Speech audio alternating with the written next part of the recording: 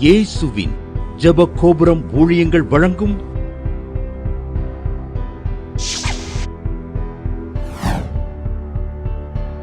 நம்பிக்கையிலே சந்தோஷமாயிருங்கள்.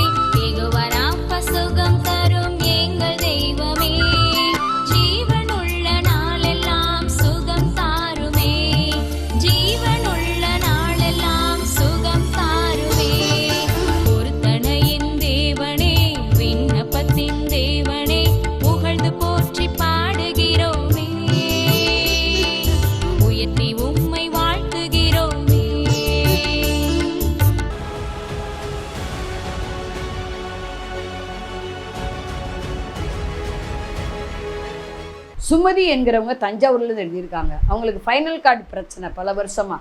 குனி நிமிர முடியாது, சரியாக தூங்க முடியாது. டாக்டர் ஆப்ரேஷன் பண்ணு சொல்கிறாங்க. ஆப்ரேஷன் பண்ணால் சிலருக்கு சக்ஸஸ் ஆகும், சிலருக்கு சக்ஸஸ் ஆகாதுன்னு சொன்னாங்க. ரொம்ப மிக வருத்தத்தோடு இருந்தேன். நான் ஞாயிற்றுக்கிழமை மாலை 7:30 மணிக்கு ஜாய் டிவியில் நம்பிக்கையிலே சந்தோஷமாக இருங்க நிகழ்ச்சியை பார்த்துட்டு கீழே கொடுக்கப்பட்ட நம்பரில் நான் ஜெபம் பண்ணேன். கர்த்தர் ஆச்சரியமாக 3 நாளில் அந்த வலி எங்கிட்டு போச்சுன்னு தெரியல. இப்போ நான் நல்லா இருக்கேன், என்னால் முடிஞ்ச ஒரு சின்ன காணிக்கை அனுப்புகிறேன்னு காணிக்கை அனுப்புனாங்களாம். கர்த்தருடைய நாமம் மகிமைப்படுவதாக. ஆண்டவராக இயேசு கிறிஸ்துவின் ஜீவனுள்ள நாமத்தினால ஜீவனுள்ள வாழ்த்துக்களை தேவ சமூகத்திலிருந்து உங்களுக்கு கூறுகிறோம். தர்தாமே இந்த ப்ரோக்ராம் பார்க்குற உங்கள் ஒவ்வொருவரையும் சீவனிலிருந்து ஆசீர்வதிப்பாராக. தொடர்ந்து ஒவ்வொரு ஞாயிறும் மாலை 7:30 மணிக்கு ஜாய் டிவியில் நம்பிக்கையிலே சந்தோஷமாக இருங்கள் நிகழ்ச்சி ஒளிபரப்பப்படுகிறது. அதை பார்க்க தவறாதிருங்கள். ஒவ்வொரு வேலனும் ஜாய் டிவி யூடியூப்பில் இரவு 8 மணிக்கு துதி ஆராதனை ஜெபம் ஒளிபரப்பப்படுகிறது. அதையும் பார்த்து பயனடைங்கள். அதில் ஆயிரக்கணக்கான பேர் பார்க்குறத நான் பார்க்குறேன். கர்த்தர் உங்களை ஆசீர்வதிப்பாராக. உங்கள் தேவைகளுக்காக நாங்கள் ஜெபிக்க ஆயத்தமாக இருக்கோம். நீங்கள் ஃபோன் மூலம் தெரிவிக்கலாம், அதாவது எங்களுக்கு மெசேஜ் அனுப்பலாம்.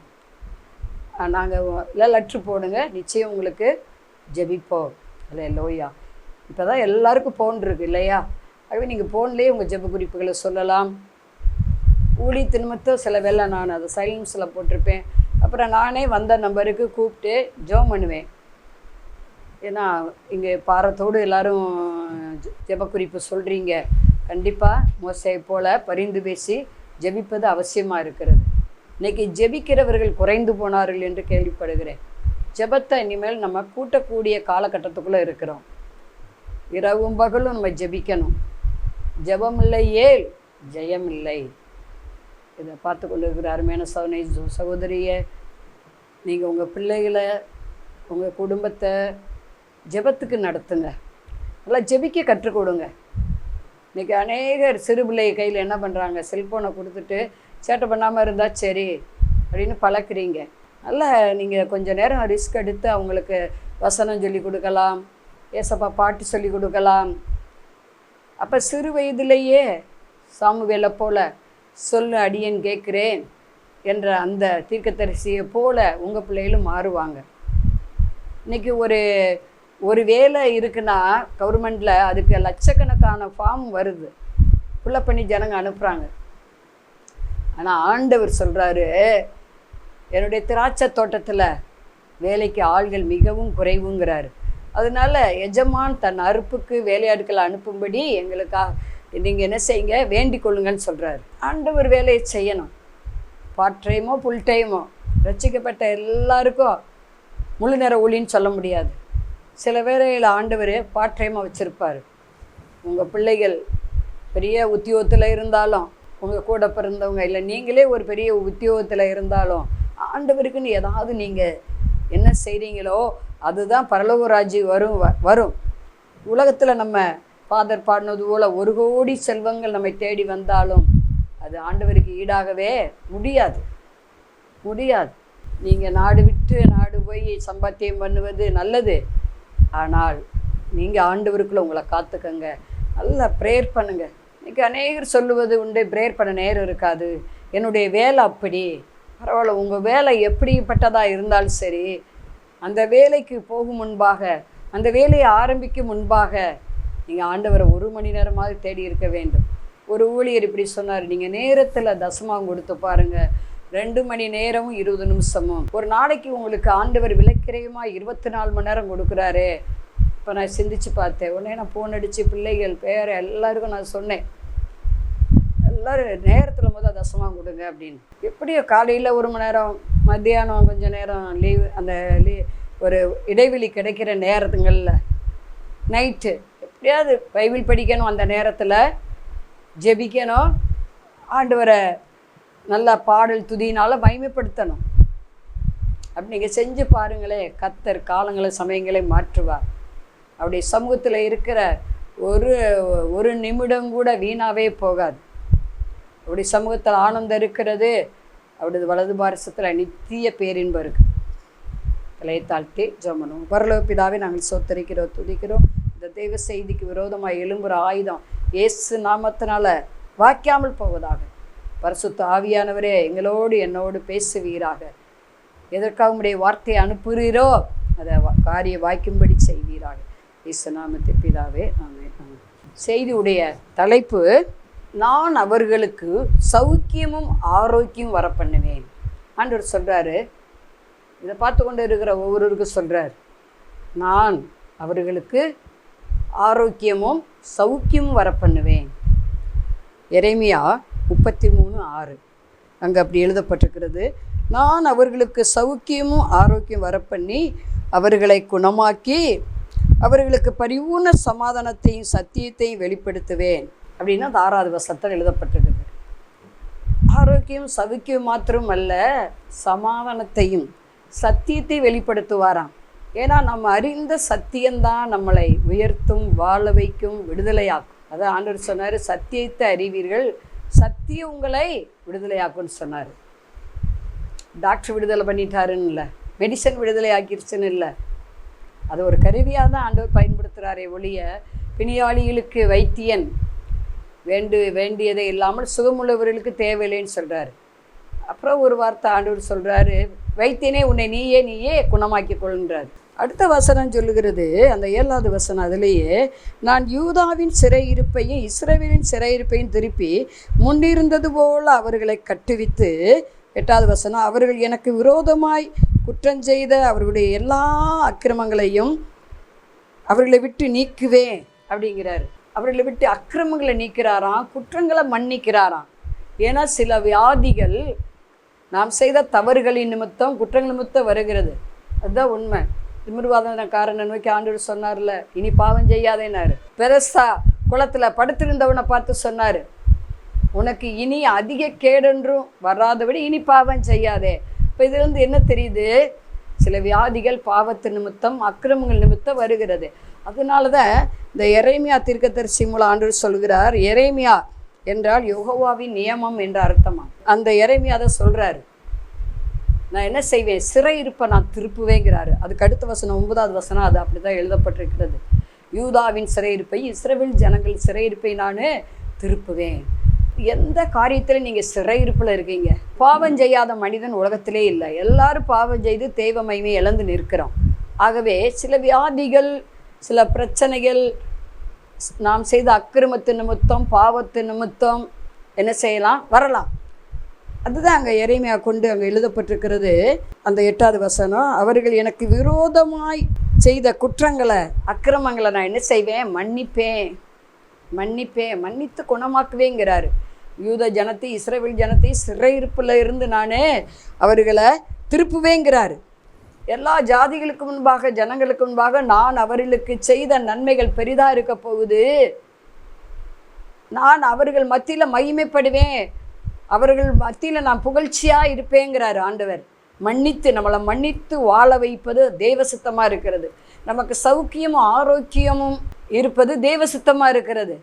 சிலருக்கு மனதளவுல ஆரோக்கியம் இல்லாமல் இருக்கலாம், சரீரத்தில் நல்ல ஆரோக்கியம் இருக்கலாம், மனசில் ஒரு பலவீனம், பயம், டிப்ரெஷன், புத்தி இல்லாமல் தெளிந்த புத்தி இருக்காது, மறதி நிறையா இருக்கும்.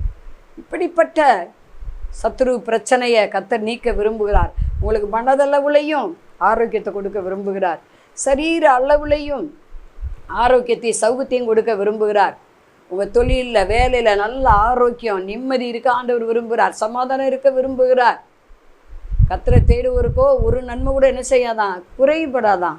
அங்கே நம்ம பார்க்குறோம், முதலாவதாக நம்முடைய சிறையிருப்பு மாற வேண்டுமானால், நம்முடைய கட்டுகள் உடைக்கப்பட வேண்டுமானால், நாம் சௌக்கியமும் ஆரோக்கியமாக இருந்து தேவனை மகிமைப்படுத்த வேண்டுமானால், நம்ம மூலம் தேவன் மகிமைப்பட வேண்டுமானால், நல்ல ஒரு ஃபெல்லர்ஷிப்பில் நம்ம ஜெபிக்க வேண்டும். நல்ல ஒரு ஜெப ஐக்கியத்தில் நம்ம பங்காளரை இணைய வேண்டும். சபையில் நடக்கிற எல்லா பிரேயருக்கும் நீங்கள் அட்டன் பண்ணிடணும். விசேஷ ஜெபங்கள் வைப்பாங்க, அது மாத்திரம் போதாது. நல்ல விசுவாசிகள் கூடி என்ன செய்யலாம், வாரம் இன்றைக்கி இந்த வாரம் உங்கள் வீட்டில் ஜெபிப்போம், அடுத்த வாரம் எங்கள் வீட்டில் ஜெபிப்போம், இல்லை இன்றைக்கி உங்கள் வீட்டில் ஜெபிப்போம், நாளைக்கு எங்கள் வீட்டில் ஜெபிப்போம் அப்படின்னு சொல்லி கூடி என்னென்னோ கூடி ஜெபிக்க வேண்டும். அப்போ தான் சிறையிருப்பு மாறும். அங்கே அப்போஸ்தலர் 12ஆம் அதிகாரத்தில் 4வது வசனத்தில் வாசிக்கிறோம். அந்த நாட்களில் ஏரோது சபையை துன்பப்படுத்தினார், யாக்கோபை கொலை செய்தார். அடுத்து பேதுருவை கொலை செய்யறதுக்கு தான் ஒரு ஏற்பாடு பண்ணி சிறையில் கொண்டு வந்து அடைக்கிறாரு.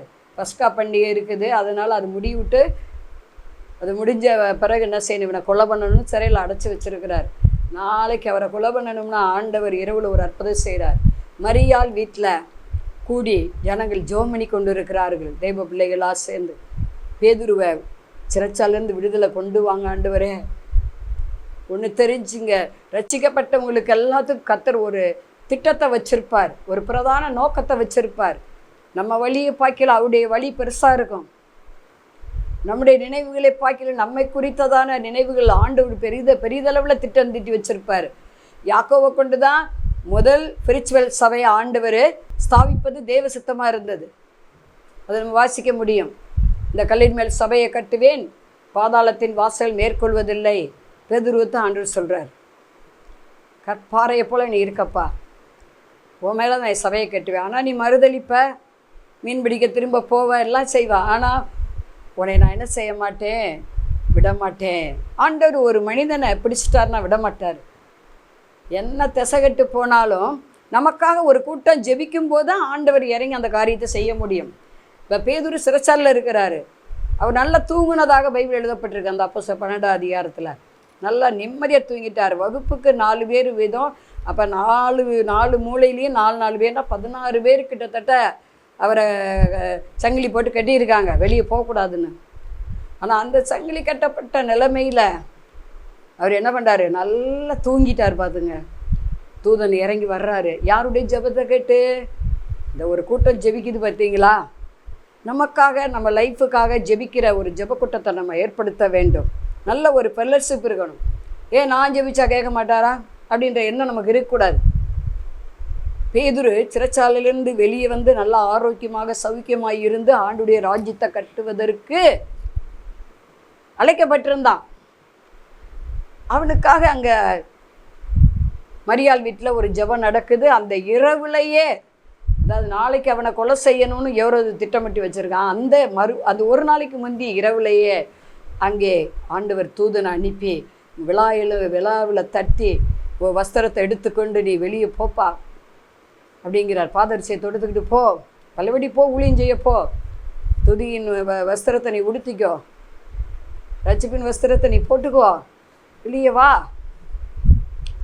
அப்போ எந்த இடத்துல ஜெபிக்கிறாங்களோ அங்கேயே பேதுரு ஆண்டவர் கொண்டு வந்து விட்டுட்டார் தூதன் அனுப்பி. அதில் ரோதை என்கிறவள் தான். ஆனால் கதவு பூட்டப்பட்டிருக்கிறது. ஏன்னா அந்த நாட்களில் பேதுரு, யோவான், பவுல் காலங்களில் பயங்கர உத்தரவு இருந்துச்சு. தேவ பிள்ளைகளுக்கு ஊழியம் செய்ய முடியாது, கதவை பூட்டிக்கிட்டு தான் சபை நடத்தணும், கதவை பூட்டிக்கிட்டு தான் ப்ரேயர் நடத்தணும். அந்த சிச்சுவேஷனில் தான் அவங்க கதவை பூட்டி ஜெபம் பண்ணும்போது அவர் வந்து கதவை தட்டுறாரு. தூதன் கரெக்டாக ஜெபிக்கிற வீட்டில் கொண்டு விட்டுறாரு. நீங்கள் ஜெபிக்கிறீங்களா, காபிரியல் தூதன் உங்கள் வீட்டுக்குள்ளே எப்போதும் இருப்பார். உங்களை பாதுகாக்கும்படி வெளியே மிக்காவேல் தூதன் நிற்பார். சங்கார தூதன் உள்ளே வருவதில்லை. சத்துரு உட்போவதிலும் குடி உடிப்போதிலும் இருக்க முடியாது.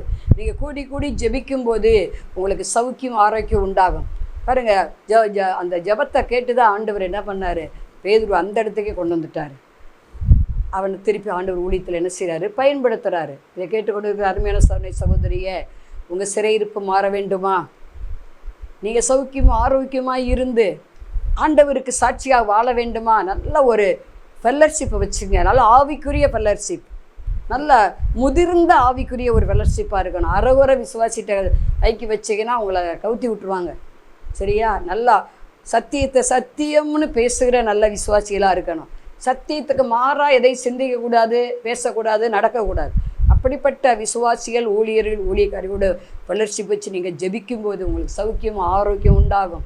உங்கள் ஆண்டவர் சிறையிருப்பிலிருந்து என்ன செய்வார், விடுதலை கொடுப்பார். அடுத்து ரெண்டாவதாக நம்ம பார்க்க வேண்டியது, நம்ம சௌக்கியம் ஆரோக்கியமாக இருப்பதற்கு மல்கியா 4:2 எழுதப்பட்டிருக்கிறது. அதன் செட்டையின் கீழே என்ன செய்யும், நீதியின் சூரியன் உண்மையில உதிக்கும், அதன் செட்டையின் கீழ் ஆரோக்கியம் இருக்கும். நீங்கள் வெளியே புறப்பட்டு போய் கொள்ளுத்த கன்றுகளைப் போல வளருவீர்கள் அப்படின்னு வாசிக்கிறோம் இல்லையா?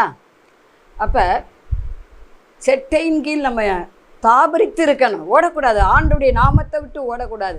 இயேசு விட்டு ஓடக்கூடாது. தேவ சமூகத்தை விட்டு எவனோ போல ஓடக்கூடாது. நான் தேவ சமூகத்தை விட்டு ஓடினேன்னு சொல்கிறான் பாருங்க. அதனால் சில அழிவுகள் சேதங்கள் உண்டானது. அவன் நிமித்தம் பல பிரச்சனைகள் அந்த கப்பலில் இருந்த எல்லாருக்கும் உண்டானது. எல்லா பொருளாதாரத்தை இழந்துட்டாங்க. அந்த கப்பலை எவ்வளவு ஏற்றிட்டு வந்திருப்பாங்க, விலை உயர்ந்த பொருட்கள் எல்லாம் கடலுக்குள்ளே போக வேண்டியதாகி போச்சு. ஆகவே நீதியின் சூரியன் உண்மையில உதிக்கும். இயேசு நீதியின் சூரியனாக இருக்கிறார். செட்டையின் கீழ் ஆரோக்கியம் இருக்கும். ரூத்து செட்டையின் மேல் ஆண்டுடைய செட்டையின் கீழ் வந்து அமர்ந்தா. அதனால தான் பாருங்கள், இஸ்ரவேல் தேசத்துக்கே பெரிய கோடீஸ்வரியாக மாறிட்டார். போவாசுடைய மனைவியாக மாறிட்டார். நீங்களாலும் ஆண்டவருக்கு மனவாட்டியாக இருக்கணும். செட்டை விட்டு போகக்கூடாது. அவரை விட்டு போகக்கூடாது. யோபு சொன்னது போல் கொன்று போட்டாலும் நம்புவேன் அப்படின்னு உறுதியாக இருந்தீங்கன்னா உங்கள் வாழ்நாளெலாம் நன்மை கிருவியும் தொடரும். உங்களுக்கு சௌக்கியம் ஆரோக்கியம் எப்போது இருந்து கொண்டே இருக்கும். இஸ்ரவேல் கோத்திரத்தில் பலவீனப்பட்டவன் யாருமே இல்லையாம். எகிப்துக்கு வந்த வியாதி ஒன்று வராது, ஒரு பிரச்சனை வராது. எகிப்தியர் கஷ்டப்படலாம், பொருளாதார ரீதியில், மன ரீதியில், சரீர பிரகாரமாக அவங்க பல துன்பங்களை அனுபவிக்கலாம். நான் கர்த்தருடைய பிள்ளைக செட்டைங்கில் இருந்தோம்னா நமக்கு ஆரோக்கியமும் சௌக்கியமும் இருக்கும். மூன்றாவதாக விசுவாசம். நாம் விசுவாசத்தை விட்டுவிடவே கூடாது. தீத்து 1:14 சொல்கிறது, நீங்கள் விசுவாசத்தில் ஆரோக்கியம் உள்ளவர்களாக இருக்கணும். விசுவாசத்தில் பலவீனமாக அவிசுவாசமாக இருக்கக்கூடாது. அவிசுவாசத்தினால சில காரியங்களை ஆண்டவர் செய்ய முடியாமல் போயிடும். முறுமுறுக்கக்கூடாது. இஸ்ரவேல் ஜனங்கள் முறுமுறுத்தாங்க வனாந்தரத்தில். அதனால கொள்ளிவாய் சர்ப்பத்தினால் அழிக்கப்பட்டு போனாங்க. பாலந்தேன் ஓடுகிற கானான் தேசத்தை அவங்க சுதந்திரிக்க முடியலை. கர்த்தரை தேடுவோருக்கோ ஒரு நன்மை குறைபடாதுன்னு வாசிக்கிறோம். கர்த்தரை தேடுகிறவர்களுக்கு சமாதானம் உண்டு. கர்த்தரை தேடுகிறவர்களுக்கு கர்த்தரை தேடுடைய இருதயம் வாழும் இருக்கு. இதை கேட்டுக்கொண்டு இருக்கிற அருமையான சகோதரனே சகோதரியே, நீங்கள் விசுவாசத்தில் ஆரோக்கியமாக இருங்க. ஆண்டவரே, எனக்கு விசுவாசம் டவுனாக இருக்குதுன்னு நான் நினைக்கிறேன், எனக்கு விசுவாசத்தை வர்த்திக்க பண்ணுங்கப்பா. எல்லாத்துக்கும் விண்ணப்பம் தான், ஜெபம் பண்ணுங்க. இல்லை, அன்றைக்கு சீசர்கள் சொன்னாங்க, ஏசப்பாவை பார்த்து சொன்னாங்க, எங்களுக்கு விசுவாசத்தை வர்த்திக்க பண்ணுங்க ஆண்டவரே அப்படின்னாங்க. அதே போல் நாமும் விசுவாசம் வர்த்திக்க பண்ணப்பட ஜெபம் பண்ண வேண்டும். விசுவாசத்தில் ஆரோக்கியமாக இருக்கணும். இந்த கண்ணு பார்த்ததை பேசாதபடி ஆவிக்குரிய ரீதியில் நம்ம பேச வேண்டும். பலவீனம் வியாதி இருக்குன்னு வச்சுக்கோங்க. என் பலவீனத்தில் உன் பலன் பூரணமாக விளங்குன்ட்டார் ஆண்டவர். அவர் தான் நம்முடைய பலவீனங்களை ஏற்றுக்கொண்டு நோய்களை சுமந்து கொண்டார். என் நோயை நீங்கள் சுமந்துட்டீங்க, என் பலவீனத்தை நீங்கள் சுமந்துட்டீங்க. ஏசும் தலைமை நான் சுகமானேன். அதவே நம்ம சொல்லிக்கிட்டே இருக்க சுகம் வந்துடும். அதே விசுவாசம். விசுவாசித்தேன் ஆகையால் பேசுகிறேன். கண்டு விசுவாசிப்பது விசுவாசம் அல்ல, காணாமல் விசுவாசிக்கிறத விசுவாசம். ஆகவே விசுவாசத்தில் நம்ம ஆரோக்கியமாக இருக்க ஆண்டவர் விரும்புகிறார்.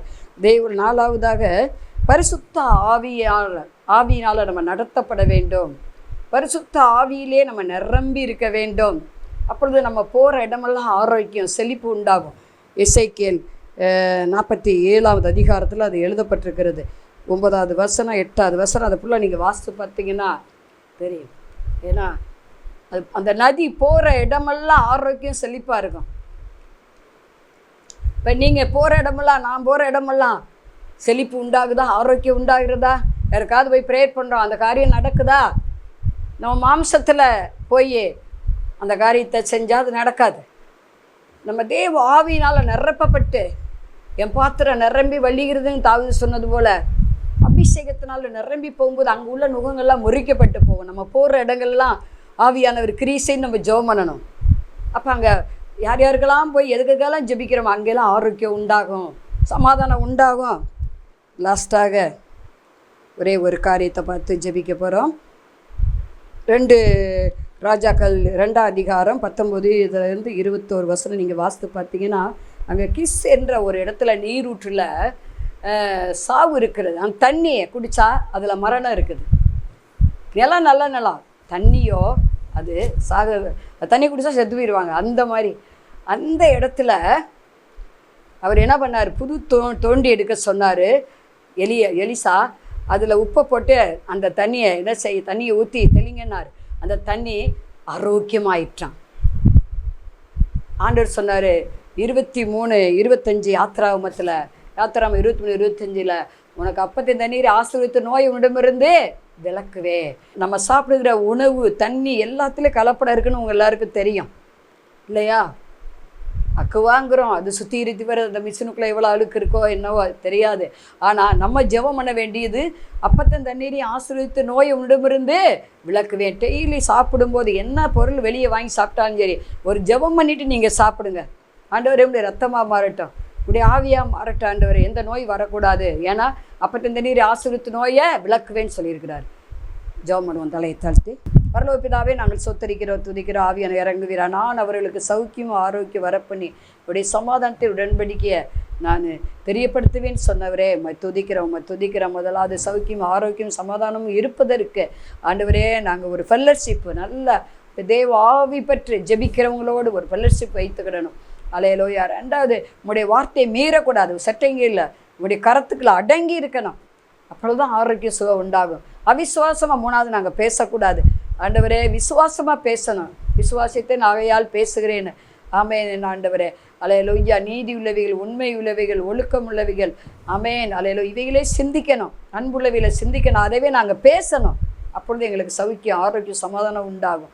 அல்லேலூயா. அடுத்து ஆண்டவரே, நாங்கள் பரிசுத்த ஆவினால் நிரம்பினவர்களாக எல்லா காரியங்களையும் காணப்படணும். வேலை ஸ்தலத்துலேயும் சரி, தொழில் ஸ்தலத்துலேயும் சரி, எங்கே போனாலும் சரி, பரிசுத்த ஆவினால் நிரப்பப்பட்டு போகும்போது யார் யாருக்கெல்லாம் நாங்கள் ஜெபிக்கிறோமோ அங்கேயெல்லாம் ஆரோக்கியம் உண்டாகும், சுகம் உண்டாகும், பலன் உண்டாகும். அப்பா தகப்பனே துதிக்கிறேன். நாங்கள் உங்கிற உணவு ஆண்டவரே, அப்பா தண்ணி ஆண்டவரே, எதை நாங்கள் சாப்பிட்றோமோ அதெல்லாம் நீங்கள் ஆரோக்கியமாக்கணும்னா நல்லா ஜெபிக்காமல் சாப்பிடக்கூடாது. அல்லேலூயா. ரிகாதாகலாராபா ரிகபாலாபாரா. அப்பொழுது நாங்கள் சௌக்கியம் ஆரோக்கியமாக இருப்போம். உடைய உலகம் எடுக்க முடியாத சமாதானத்தினால எங்கள் ஒவ்வொரு நிரப்புறீர் ஆண்டவரே. என்னுடைய சமாதானத்தையே கொடுக்குறேன்னு சொன்னவர். அல்லேலூயா. ரிகாதிகா ரைகோ ஊராபாதி கபாபலாபரபோதி கதகலாரபா ஊராபாதி கபாபலாபரபோ. எலும்பு தேய்மானம்னு சொல்லிட்டாங்க டாக்டர். பார்த்துக்கிட்டு இருக்கீங்க. கத்தர் உன் எலும்பை நினமுள்ளதாக்குகிறார். இழந்து போன அந்த சுகத்தை திரும்ப கத்தர் தருகிறார். அல்லேலூயா. ரிகாதா. திருமண தடைகளை கத்தர் ஒட்டைக்கிறார். அல்லேலூயா. அல்லேலூயா. ரிகாதாக. எப்படியாவது இந்த வருஷம் ஏசப்பா என் பிள்ளைக்கு திருமணத்தை நடத்தி கொடுத்துருன்னு அழுகையோடு உபவாசித்து ஜெபிக்கிற மகளே, அல்லேலூயா. அல்லேலூயா. இஸ்ரவேலின் தேவனாகிய கத்தரா இருக்கிறேன். நீ கேட்ட விண்ணப்பத்தின்படி உனக்கு ஆக கடவுது என்று கத்தர் சொல்வதற்காக நன்றி. ஆசீர்வதிங்க இயேசு நாமத்தை பிதாவே. ஆமென். அன்பானவர்களே, அதிசய கல்வாரி ஊழியங்கள் மூலம் ஒவ்வொரு மாதமும் தேவனால் எல்லாம் கூடும் பத்திரிகையை நாங்கள் வெளியிடுகிறோம். தேவ சமூக பாடல்கள் DVD, ACD இந்த பாடல்களை நாங்கள் வெளியிடுகிறோம். அதிசய கல்வாரி ஊழியம் இது தீர்க்க தரிசன ஜெப ஊழியமாக நடைபெறுகிறது. இந்த ஊழியங்களுக்காக ஜெபிக்க, காணிக்கையை அனுப்ப தாங்க மறவாதிருங்கள். ஜெபிக்கிற, கொடுக்கிற, உழைக்கிற உங்கள் ஒவ்வொருவரையும் ஆண்டவர் தாமே ஆபிரகாமை ஆசீர்வதித்தது போல சகல விதத்திலும் உங்களை ஆசீர்வதிப்பாராக. ஆமென். அன்பிற்குரியவர்களே, இந்த ஊழியத்தை உங்கள் காணிக்கைகளால் தாங்குபவர்களின் கவனத்திற்கு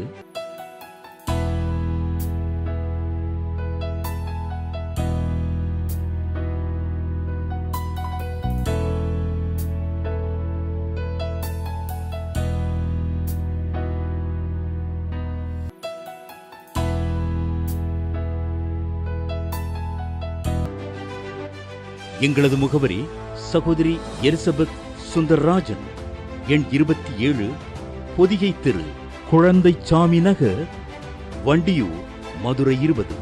செல்போன் எண்கள் 9480177765 9095328172 மற்றும் 94430850.